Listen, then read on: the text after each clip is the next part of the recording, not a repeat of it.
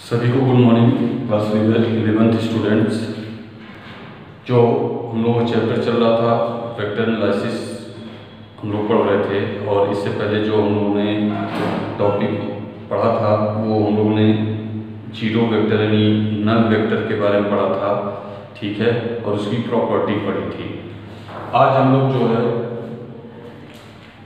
पढ़ेंगे multiplication of two vector, ठीक है, यानी अगर आपके दो वेक्टर हों उनका हम मल्टीप्लिकेशन कैसे करते हैं, ठीक है। तो जो मल्टीप्लिकेशन ऑफ टू वेक्टर है वो दो तरीके हैं इसके। पहला तरीका होता है आपका डॉट प्रोडक्ट और दूसरा होता है आपका वेक्टर प्रोडक्ट, ठीक है।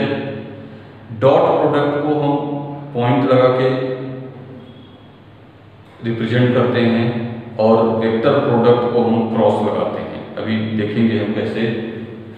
तो पहले जान लीजिए कि जो मल्टीप्लिकेशन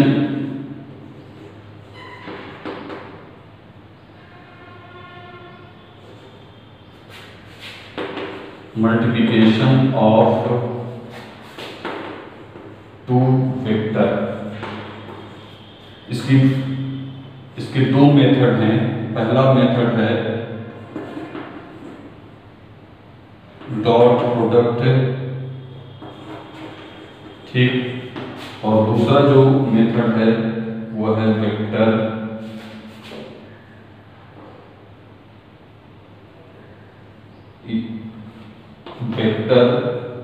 या फिर इसको कहते हैं क्रॉस, ठीक है, क्रॉस प्रोडक्ट, यानी इसको हम वेक्टर प्रोडक्ट कहेंगे या फिर क्या कहेंगे, क्रॉस प्रोडक्ट कहेंगे। और डॉट प्रोडक्ट को मैंने अभी बताया कि एक पॉइंट के थ्रू रिप्रेजेंट करते हैं, और जो हमारा क्रॉस प्रोडक्ट होता है उसको हम एक क्रॉस के थ्रू इंडिकेट करते हैं। तो सपोज करिए अगर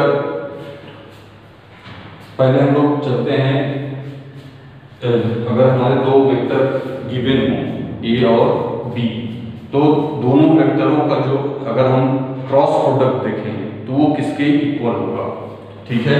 यहाँ पे देखेंगे if the two given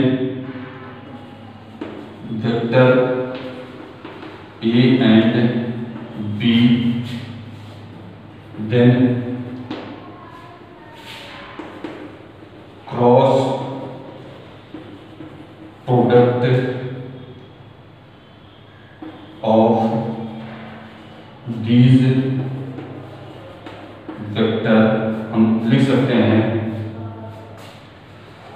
vector A cross vector B, ये किसके इक्वल होता है, A B sine theta into unit vector ये हमारा क्या है, क्रॉस प्रोडक्ट यहाँ पे दिखाया गया है। अब ये जो आप क्रॉस प्रोडक्ट देख रहे हैं ये क्या है, आपका जो वेक्टर ए है और वेक्टर बी है इनका जब भी क्रॉस प्रोडक्ट होगा, अब यहाँ पे आपको क्या मिल रहा है, दोनों वेक्टरों के मैग्नीट्यूड का प्रोडक्ट है, और क्या है, एंगल थीटा है। एंगल थीटा क्या है आपका, जो हमारे दो वेक्टर है उनके बीच जो एंगल फॉर्म हो रहा है वो है हमारा थीटा। और यहाँ पे यूनिट वेक्टर एन लिखा हुआ है। यूनिट वेक्टर एन जो है, जो हमारा क्रॉस प्रोडक्ट है ए क्रॉस बी, उसकी डायरेक्शन को बताएगा कि ए क्रॉस बी का जो है वो हमारा किस डायरेक्शन में होगा। इसको फिगर से समझते हैं। जैसे सपोज करिए ये हमारा क्या है, दैट इज वेक्टर ए, और दूसरा वेक्टर क्या है हमारा, ये है वेक्टर बी। इनके बीच का एंगल कितना है हमारा, थीटा है। कितना है हमारा, थीटा। तो अब ये जो एरिया आप देख रहे हैं ये क्या है, दोनों वेक्टर, ये पूरा प्लेन एरिया है दोनों वेक्टरों के बीच का, ठीक है। अब अगर यहाँ से हम एक परपेंडिकुलर ड्रॉ करते हैं, ठीक है, तो ये जो परपेंडिकुलर हम ड्रॉ करेंगे ये क्या दिखाएगा, A vector A cross vector B को रिप्रेजेंट करेगा, और इसी की डायरेक्शन में यूनिट वेक्टर ये होगा। ठीक है, यानी ए क्रॉस वेक्टर बी है हमारा, यानी vector A cross vector B, इसकी डायरेक्शन को रिप्रेजेंट कौन करेगा? Unit vector N. अब जैसे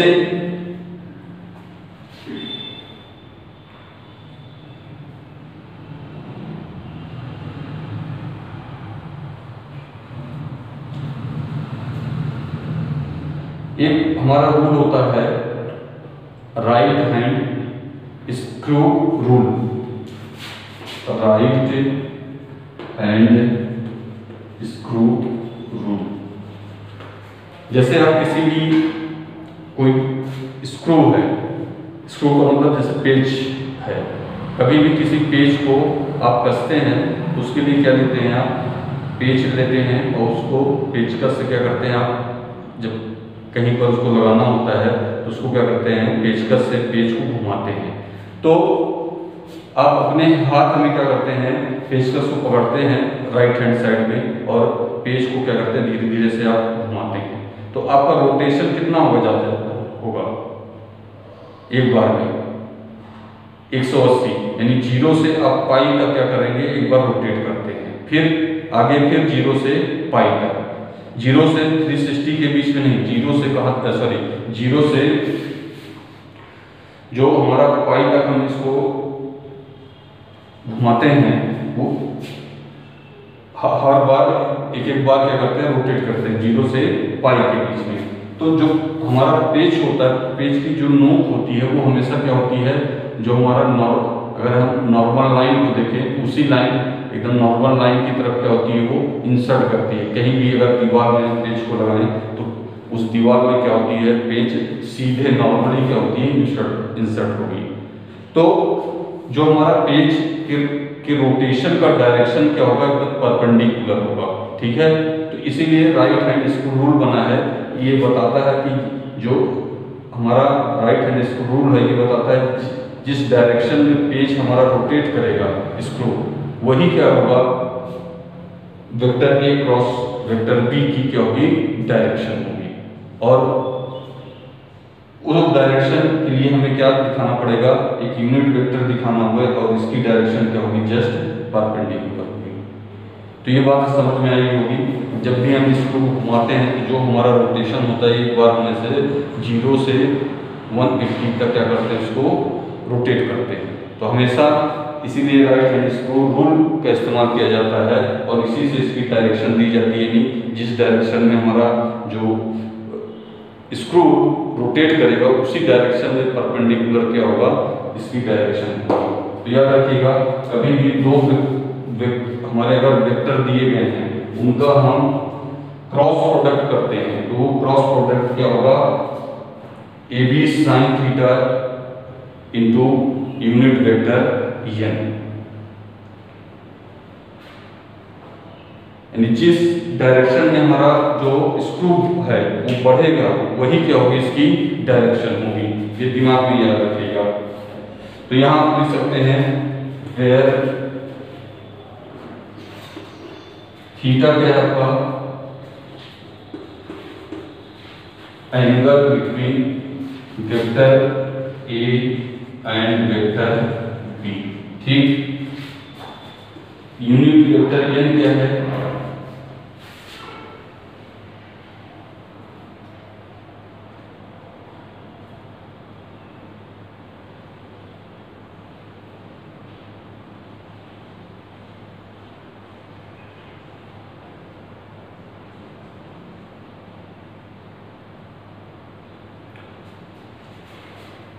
ये हमारा इसको कहेंगे यूनिट वेक्टर।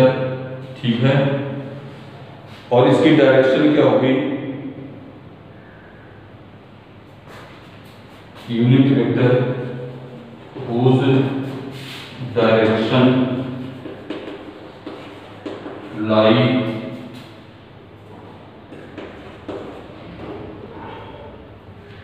इन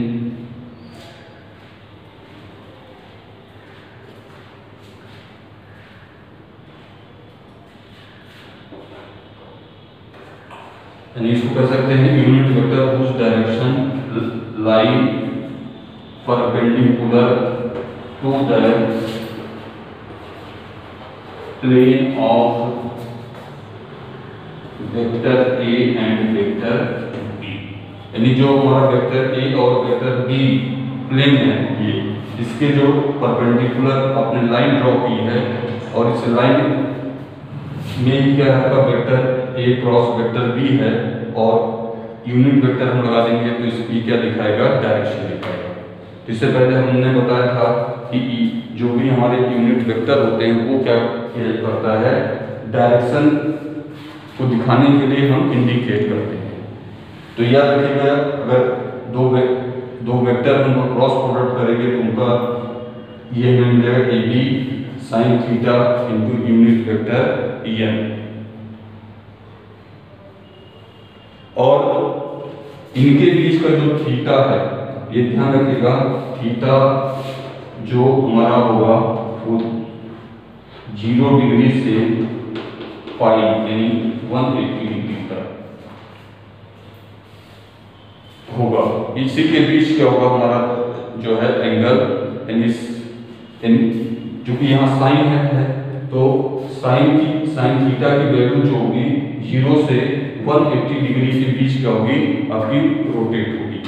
और इसके बीच जो हमारा एंगल होगा यानी थीटा, ये हमेशा क्या होगा, पॉजिटिव होगा।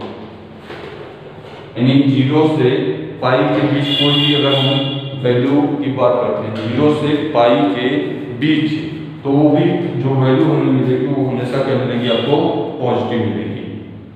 तो याद रखिए कभी भी अगर दो वेक्टरों का हम क्रॉस प्रोडक्ट करते हैं तो क्रॉस प्रोडक्ट हमेशा always we get as a positive, negative नहीं मिलेगा, क्या होगा आपका पॉजिटिव होगा।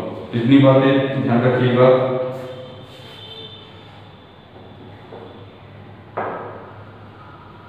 अब इसके बाद हम लोग कुछ एग्जाम्पल देखेंगे कि जो क्रॉस प्रोडक्ट के एग्जाम्पल।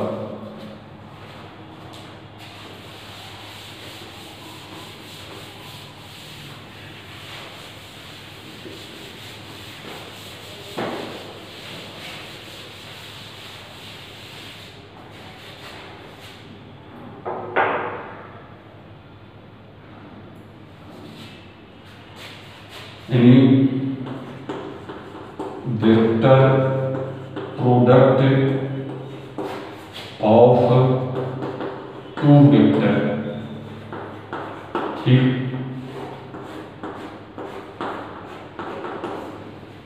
यानी दो अगर हमारे वेक्टर है उनका हम वेक्टर प्रोडक्ट करेंगे तो क्या होगा,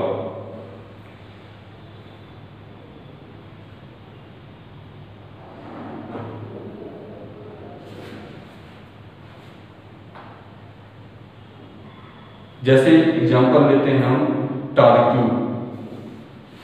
पहला एग्जांपल क्या है हमारा, टार क्यू। तो टार क्यू को हम किससे रिप्रेजेंट करते हैं, टाउ से, ठीक है। और टाउ जो हमारा होगा यानी वेक्टर टाउ, वो position vector R into vector F के हमेशा इक्वल होता है, ठीक है।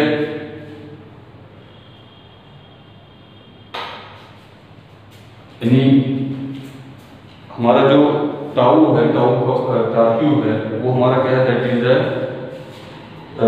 वेक्टर क्वांटिटी, वेक्टर है। तो जब टाउ हमारा वेक्टर होगा तो जब भी हम दो वेक्टर क्वांटिटी का हम क्या करेंगे, प्रोडक्ट लेंगे, तो उनका प्रोडक्ट टाउ के इक्वल होगा। तो ये टॉर्क याद रखिएगा कि हमारा एग्जांपल हो गया कैसे दो अगर वेक्टर है उनका हम वेक्टर प्रोडक्ट करते हैं तो हमें टाउ गेट होगा। दूसरा एग्जांपल क्या हो सकता है इसका, जैसे लीनियर वेलोसिटी, लीनियर वेलोसिटी। आप जानते हैं लीनियर वेलोसिटी को किससे रिप्रेजेंट किया जाता है, वेक्टर v से, वेक्टर बी इक्वल टू हम लिखते हैं omega cross position vector R. Omega हमारा क्या है, इसको कहते हैं angular velocity, angular velocity.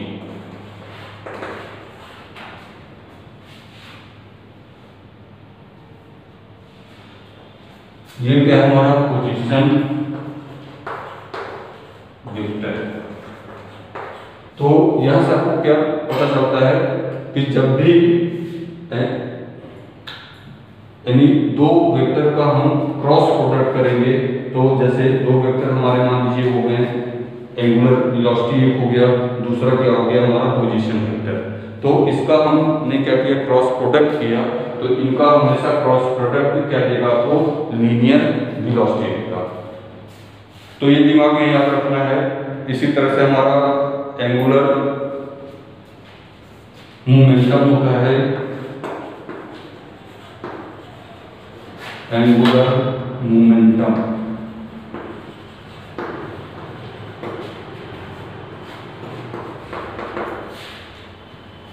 Angular momentum को हम लोग कैपिटल जे से डिनोट करते हैं। ये भी क्या होगा, वेक्टर क्वांटिटी है।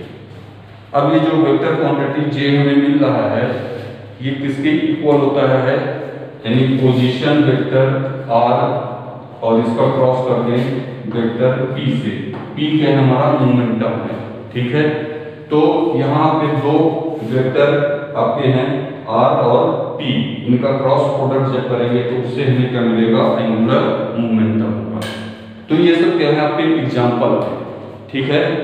तो ये सब चीजों को पढ़िए और इस पे न्यूमेरिकल भी आप लगा सकते हैं, ठीक है। एक न्यूमेरिकल भी मैं आपको लगा करके इसको बताऊंगा कि कैसे हम सॉल्व कर सकते हैं इस चीज को, ठीक है। जैसे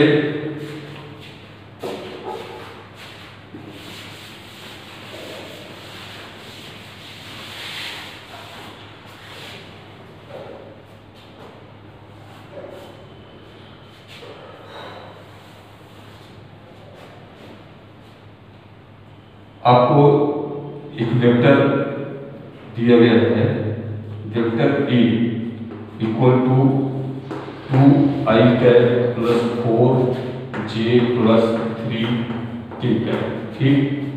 तो अगर इस वेक्टर का हमें मैग्नीट्यूड निकालना है, तो मैग्नीट्यूड जो हम निकालते हैं उसको दो तरह से डिनोट करते हैं, या तो सिंपली ए लिख देंगे या इसको मॉडुलस के फॉर्म में, ठीक है, लिखते हैं।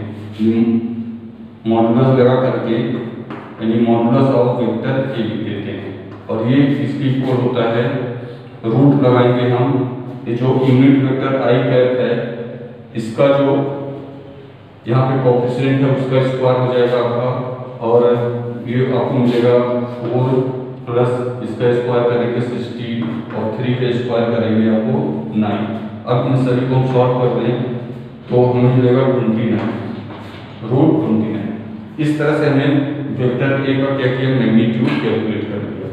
तो इस तरह से किसी भी वेक्टर का मैग्नीट्यूड कैलकुलेट कर सकते हैं हम, और अगर वेक्टर बी दिया हुआ है कोई, उसका भी मैग्नीट्यूड निकाला जा सकता है। और मैग्नीट्यूड निकालने के बाद जो हमने अभी आपको बताया फार्मूला, उसमें आप वैल्यू को पुटअप करके जो दो वेक्टर हैं उनका क्रॉस प्रोडक्ट की वैल्यू कैलकुलेट कर सकते हैं। तो इतनी चीजें आप वॉच करिए और कल इसके बारे में और आगे हम लोग व्यू करेंगे। तब तक के लिए सभी को थैंक्स।